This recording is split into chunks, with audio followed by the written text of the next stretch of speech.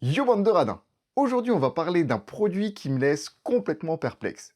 Je sais pas si je dois vous le recommander ou au contraire si c'est un produit un peu nul qui va pas vous servir. On va parler de l'Andoer L4 Pro. C'est parti! À quoi sert l'Andoer L4 Pro? En fait, ça va être une espèce de petite voiture motorisée qui va permettre de faire des travelling sur des surfaces qui vont être complètement plates. Donc dans les faits, c'est carrément génial. Mais il y a quelques inconvénients qui me font dire que voilà, c'est un produit au final un peu moyen. Enfin, prenons les points positifs pour commencer. Alors, en positif, on va avoir la taille. Et ce qu'on recherche, c'est quand même avoir des produits qui vont être super compacts et qualitatifs. Voilà.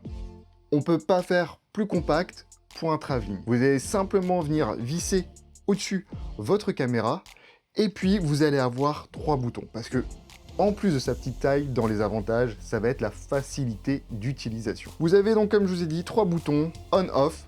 Tout simplement, pour l'allumer, vous avez 3 vitesses, vitesse lente, moyenne et rapide, et vous pouvez inverser le sens. Voilà, aussi simple que ça, vous pouvez faire des travelling qui vont être complètement droits, ou au contraire, faire des travelling un petit peu circulaires, tant que vous avez une surface plate à disposition.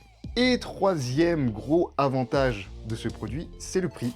Vous pourrez le trouver pour moins de 50 € sur Amazon. Voilà, un produit petit que vous pouvez emporter partout avec vous, facile d'utilisation, qui se met rapidement en marche, et tout ça pour moins de 50 €. Je veux dire, voilà, c'est juste top. Donc ça va être vraiment les avantages. Et alors, ce qui me fait être perplexe sur ce produit, eh ben, tout d'abord, comme je l'ai dit, ça va être le fait d'avoir besoin d'une surface plate. Ça veut dire que si vous n'avez pas de surface plate à disposition, eh ben, vous n'allez pas pouvoir le faire fonctionner. Ou alors, en tout cas, vous aurez un résultat qui sera vraiment moyen. Ça va beaucoup trembler. Et ça m'emmène au deuxième point négatif. C'est que même sur une surface plate, en fait, à cause du moteur, on a de petites vibrations au niveau bien de la caméra.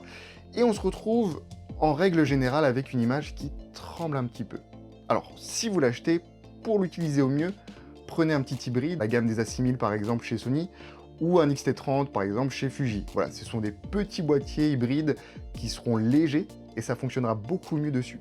Couplez vos boîtiers avec un objectif qui sera stabilisé pour avoir un résultat le plus propre possible. Mais moi j'utilise des objectifs qui ne sont pas stabilisés, avec un boîtier pareil qui n'est pas stabilisé, et je vous avoue que c'est compliqué d'utiliser les images directement. Je suis obligé de passer par la post-prod et de stabiliser mes images derrière sur l'ordinateur grâce au logiciel. Donc voilà, c'est un petit produit qui me rend perplexe depuis que je l'ai. Je n'arrive pas à dire si c'est trop génial ou si c'est un peu de la merde. Je suis toujours réticent à l'utiliser, puis au final, quand j'utilise, je me dis « Waouh, putain, ça passe bien en fait !» Je pense vraiment que ce produit, c'est selon l'exigence de chacun envers ses images. Bref, j'espère que comme d'hab, ça vous aura plu. Voilà, je vais continuer à faire des petites reviews et puis également des petites astuces. En tout cas, on se retrouve très bientôt. Portez-vous bien.